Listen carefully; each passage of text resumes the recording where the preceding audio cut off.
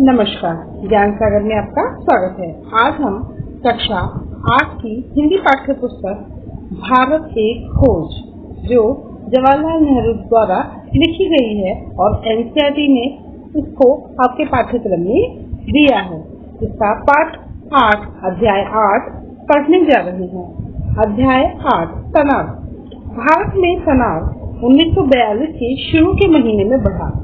युद्ध का मंच लगातार निकट आता जा रहा था और भारत के शहरों पर हवाई हमलों की संभावना पैदा हो गई। जिन पूर्वी देशों में युद्ध जोरों पर था, वहां क्या होगा? भारत और इंग्लैंड के संबंधों में क्या नया अंतर आएगा? चुनौती। भारत छोड़ो प्रस्ताव। हम जानते हैं भारत छोड़ो जो आंदोलन हुआ था वो 1942 में ही हुआ था। उसकी क्या रूपरेखा रही थी वह हम इसमें पढ़ रहे हैं। मुंबई में 7 और 8 अगस्त को अखिल भारतीय कांग्रेस कमेटी ने खुली सभा में उस प्रस्ताव पर विचार किया और बहस की कि अब भारत छोड़ो प्रस्ताव नाम से जाना जाता है। वह एक लंबा और विशद प्रस्ताव था। उसमें अंतिम सरकार बनने का सुझाव दिया गया था। ऐसी सरकार जो मिली जुली हो, जिसमें सभी महत्वपूर्ण वर्गों के लोगों का प्रतिनिधित्व हो और जिसका पहला काम होगा मित्र शक्तियों के सहयोग से भारत की सुरक्षा और अपनी सारी हथियारबंद और अहिंसक शक्तियों के साथ बाहरी हमले को रोकना। कांग्रेस कमेटी ने संसार की आजादी के लिए ब्रिटेन और संयुक्त राष्ट्र से फिर अपील की कि इस बात की स्वीकृति देना तय किया कि गांधी जी के अपने नेतृत्व में अहिंसात्मक ढंग से एक जन आंदोलन शुरू किया जाए। यह स्वीकृति उसी समय लागू होती जब गांधी जी ऐसा निर्णय लेते। अंत में कहा गया कि कमेटी कांग्रेस के लिए शक्ति हासिल करना नहीं चाहती। ताकत जब भी आएगी तो वह भारत की सारी जनता की होगी।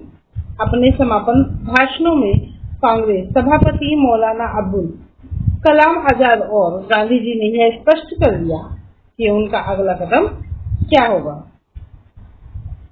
ब्रिटिश सरकार के प्रतिनिधि वायसराय से मुलाकात करना, एक खास संयुक्त राष्ट्रों के मुख्य अधिकारियों से एक सम्मानपूर्ण समझौते के लिए अपील करना। 8 अगस्त 1942 को काफी रात गई। यह प्रस्ताव अंततः पास हो गया। कुछ घंटों बाद 9 अगस्त को सुबह बम्बई में और पूरे देश में अनेक स्थानों पर बहुत सारी गिरफ्तारियां हुई। इस प्रकार हम अहमदनगर के किले में आ गए। तो अहमदनगर के किले में आने के पीछे का कारण जो बताया गया है वह भारत छोड़ो प्रस्ताव से जुड़ा हुआ है। यहाँ एक तस्वीर भी दी गई है।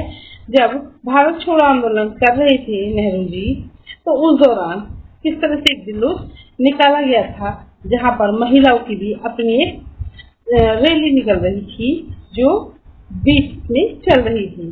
ठीक है, कितने पुरुष इकट्ठा थे, कितनी महिलाएं रैली में लगी हुई थी और सारा देश भारत के लिए एकजुट होकर खड़ा था। आशा करते हैं आपको पाठ का यह 8वां अध्याय पसंद आया होगा। पुस्तक के भाग समझ में आ रहे होंगे। आज के लिए इतना ही। बने रहिए ज्ञान सागर में। मिलते हैं भारत एक खोज के नए अध्याय के साथ। नमस्कार।